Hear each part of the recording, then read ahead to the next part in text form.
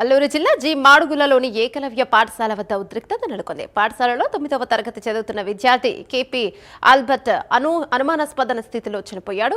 దీంతో పాఠశాల వద్ద మృతుడి పేరెంట్స్ బంధువులు ఆందోళనకు దిగారు. పాఠశాలలో ఎన్నో సమస్యలు ఉన్నాయని, ఇలాంటి ఘటనలు చాలానే జరుగుతున్నాయని స్థానికులు వాపోతున్నారు. విషయం తెలుసుకున్న ఎమ్మెల్యే విశ్వేశ్వరరాజు విద్యార్థి మృతికి గల కారణాలపై ఆరా తీశారు. బాధిత కుటుంబానికి అండగా ఉంటారని హామీనిచ్చారు. 2 నియోజకవర్గాల్లో సుమారు 80 మంది విద్యార్థులు చనిపోయినప్పటికీ ప్రభుత్వం స్పందించడం లేదన్నారు. ఈ ప్రభుత్వానికి వైసీపీ నేతలపై కేసులు ఎలా పెట్టాలనే ఆలోచన తప్ప ప్రజల సమస్యలను పరిష్కరించాలనే ఆలోచన లేదన్నారు. ఇక బాధిత కుటుంబానికి 3 లక్షల రూపాయలు, ఇంట్లో ఒకరికి అవుట్ సోర్సింగ్ జాబ్ ఇస్తామని అధికారులు హామీనిచ్చారు.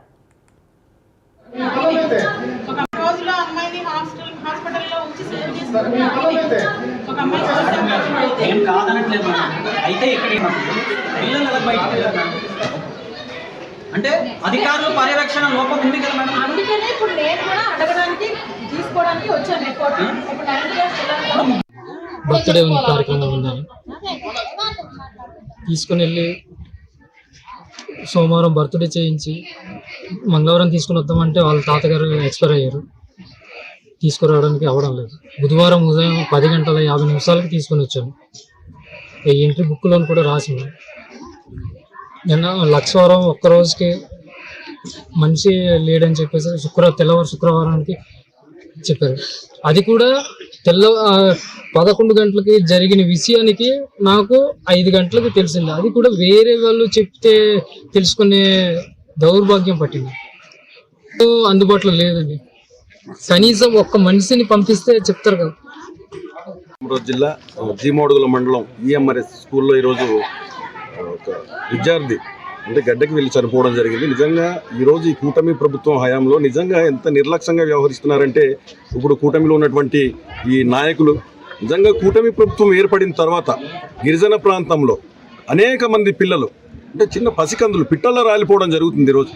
అంటే ఈ కూటమి ప్రభుత్వం హయాంలో అంటే బడికి వెళ్ళినా సరే గ్యారంటీ లేనటువంటి పరిస్థితులు ఈరోజు గిరిజన ప్రాంతంలో ఉంది.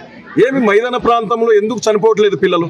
కానీ కేవలం గిరిజన ప్రాంతంలో మాత్రమే అనేక పాఠశాలల్లో చదువుతున్నటువంటి విద్యార్థులందరూ కూడా పిట్టల్లో రాలిపోతున్నారు.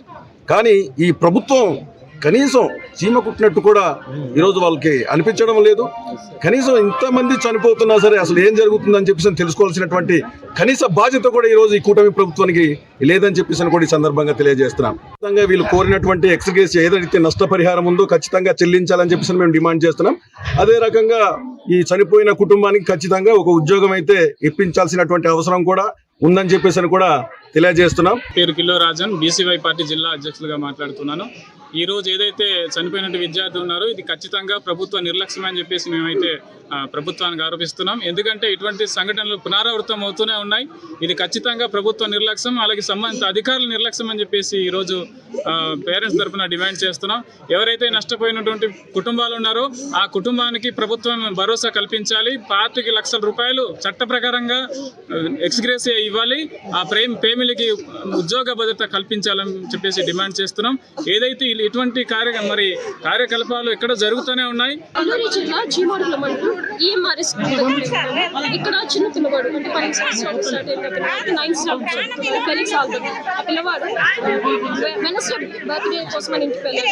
సండే కల్లా అబ్బాయి చనిపోయాడు. ఇదిలా ఉండగా ఇక్కడ మనం చూసినట్లయితే చాలా సమస్యలు కనిపిస్తున్నాయి. ఒకటి, సిబిఎస్ఈ బోర్డులో రీజనల్ ప్రాబ్లం అనేది ఉంది. అంటే స్టాఫ్ కి ఇక్కడ ఉన్న వాళ్ళ లాంగ్వేజ్ ఇక్కడ మామూలుగానే మా ట్రైబల్ ఏరియాలో యాక్సెంట్ అనేది డిఫరెంట్ ఉంటుంది.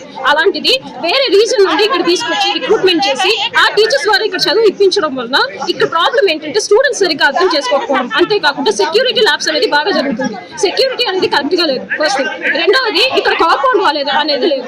అదేంటంటే రీసోర్స్ ప్రాబ్లం అని చెప్తున్నారు. రీసోర్స్ ప్రాబ్లం అంటే 2 స్కూల్స్ కలిపి ఒకేసారి రన్ చేయాల్సిన పరిస్థితి ఏంటి? అది ఎందుకు అలా చేయాలి? అది మీరు ముందు చూడాలి. రీసోర్స్ ప్రాబ్లం అని చెప్తే పిల్లల్ని ఇబ్బంది పెట్టడం అనేది కరెక్ట్ కాదు. ఈ యొక్క సమస్య మరి పూర్తిగా కాకుండా తొందరలోనే తీర్చాలనేసి అంటున్నారు. కాబట్టి మరి ఏజెన్సీలో ఇలాగ విద్యార్థులు మరణాలు మరి రోజుకు పెరుగుతున్నాయి. కాబట్టి దీనికి ప్రభుత్వం కానీ అధికారులు కానీ చొరవ తీసుకొని మరి దీనికి కట్టడి చేయాల్సిన బాధ్యత ప్రభుత్వం మీద ఉంది.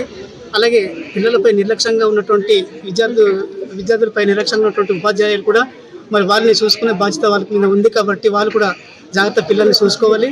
అలాగే ఎక్కడికి వెళ్తున్నారు ఏంటి అనేది కూడా తెలుసుకోవాలి. అయినా నిన్న మరి ఆదివారం కాదు, అలాగే సెలవు రోజు కూడా కాదు. ఒక క్లాస్ రూమ్లో ఉన్నటువంటి విద్యార్థి బయటికి వెళ్ళి హఠాత్ మరణం పొందడం వల్ల మరి కుటుంబ సభ్యులైతే చాలా ఆవేదన చెందుతున్నారు.